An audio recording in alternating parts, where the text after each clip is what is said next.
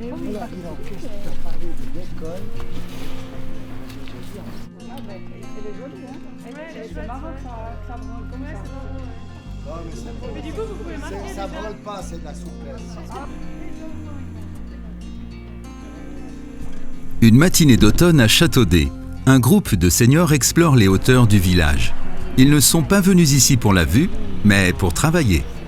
Leur objectif ? Aménager les lieux de façon plus adaptée pour leur santé et créer ainsi davantage de possibilités de faire de l'exercice à proximité. Châteaudet est l'un des 31 projets modèles d'amélioration territoriale qui sont encouragés et soutenus par la Confédération. Ob Menschen sich bewegen, hängt zu einem großen Teil von der Umgebung ab, in der sie leben. Menschen spazieren gerne in Grünräumen und in Naherholungsgebieten, die leicht zu erreichen sind. Die Raumplanung hat einen großen Einfluss auf die Bewegungsfreundlichkeit einer Umgebung. Das BAG beteiligt sich an den Modellvorhaben, weil hier innovative Projekte zur raumplanerischen Bewegungsförderung vor Ort entwickelt und erprobt werden. Regelmäßige Bewegung hilft bis ins hohe Alter körperlich und geistig fit zu bleiben. Wer Muskelkraft, Balance, Ausdauer und Beweglichkeit fördert, vermindert das im Alter erhöhte Sturzrisiko und Osteoporose. Der Bund unterstützt im Rahmen der Modellvorhaben Nachhaltige Raumentwicklung 31 Projekte, die schweizweit verteilt sind.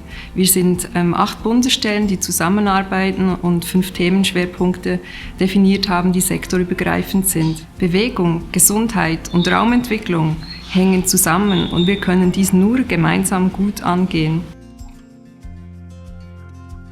Das Projekt Senior et Paysage zeigt auf, dass Bewegungsförderung, Landschaftsqualitäten und auch Raumentwicklung zusammengedacht werden muss, damit für eine ältere Bevölkerungsgruppe entsprechende Angebote entwickelt werden können. Châteaudet est la plus grande commune du canton de Vaud. Elle compte 3500 habitants, répartis dans 4 villages. Parmi eux se trouve un nombre particulièrement important de seniors. Pour eux, comme pour les personnes à mobilité réduite, beaucoup d'endroits de la commune sont inaccessibles. Les collines, les montées en pente raide et les chemins accidentés sont autant de sources de difficultés. La nature est proche à Châteaudet, on est dans la nature. On a la chance d'avoir un verrou glacier qui forme la colline du Temple et qui permet à chacune et à chacun d'aller très très proche de la nature. Malheureusement, il y a toujours des barrières physiques, organisationnelles, mais surtout au niveau des infrastructures. Il manque régulièrement des barrières pour que chacun et chacun puisse aller accéder à cette nature. Alors la commune de Châteaudet a pas mal investi ces dernières années, entre autres avec des collaborations privées et publiques. On a investi sur une nouvelle gare, Flomont-Neuve, qui permet au Transgolden de partir de Montreux à Interlaken. On se trouve ici au milieu du village, qui a été refaite il y a un peu plus d'une dizaine d'années, qui a été fait par un urbaniste. C'est vrai que ça nous a permis de recréer un cadre intéressant, urbanistique au niveau du village. Malgré tout le travail qui a été fait, des seniors sont venus vers nous et nous ont dit qu'il y avait certains points qui leur posaient problème. Entre autres des chaussées glissantes avec des pavés, voire des bancs qui n'étaient pas utilisables parce qu'ils n'arrivaient pas à s'asseoir confortablement dessus. La commune voudrait réaliser des changements. À travers de nombreux petits investissements, elle compte développer d'ici 2024 une structure adaptée aux seniors et faciliter l'accès pour tous. Pour cela, Châteaudet mise sur une approche innovante et participative. Les personnes concernées sont impliquées dans le projet dès le départ. Le projet Senior et Paysage, il est basé sur la méthodologie des quartiers solidaires qui utilise une approche communautaire.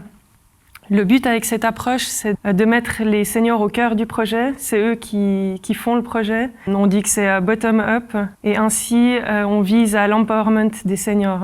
L'objectif, c'est d'améliorer les infrastructures dans la région et en même temps, il y a une création de liens sociaux entre les participants, donc on a un double avantage. Les modifications nécessaires ne sont pas définies uniquement sur le papier, mais aussi sur place. C'est à cela que servent les balades diagnostiques. Les participants parcourent les chemins existants et notent scrupuleusement chaque point à améliorer, qu'il s'agisse de l'état des trottoirs, de la sécurité, de la signalisation ou bien d'éléments d'infrastructure comme les bancs ou les toilettes. Tout est testé et vérifié. J'aime bouger de toute façon, d'une façon personnelle, et je me dis que si on peut promouvoir ça plus largement pour inciter des gens qui ont peut-être plus de peine à se bouger parce qu'elles sont seules, c'est un but intéressant. Et puis ensuite, une autre chose, c'est aussi le travail en équipe, ce travail participatif qui est un défi quelque part, parce que voilà, décider d'aller se promener toute seule quelque part, ça va très bien. Par contre, quand on réunit 20 personnes et puis qu'on doit se mettre d'accord pour dire où c'est qu'on va, comment est-ce qu'on fait, etc., c'est quelque part un défi. Et je trouve ça très intéressant. Mes attentes pour les balades, en fait, c'est surtout que j'y vais pour la compagnie, parce que j'aime bien les gens.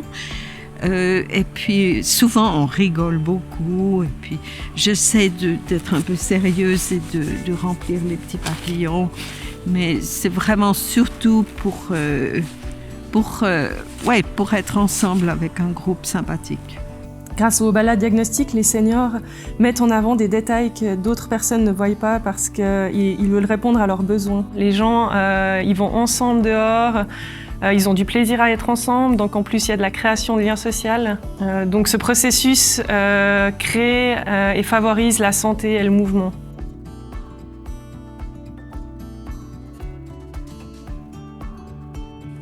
Alors c'est un processus démocratique, c'est en premier les seniors qui font des propositions, ils mettent des priorités, puis après ils viennent les présenter à la commune et aux partenaires, éventuellement aux propriétaires de terrain, et on discute ensemble pour trouver la meilleure solution, la solution qui correspond le mieux aux besoins des seniors et qui est financièrement acceptable pour les finances de notre commune.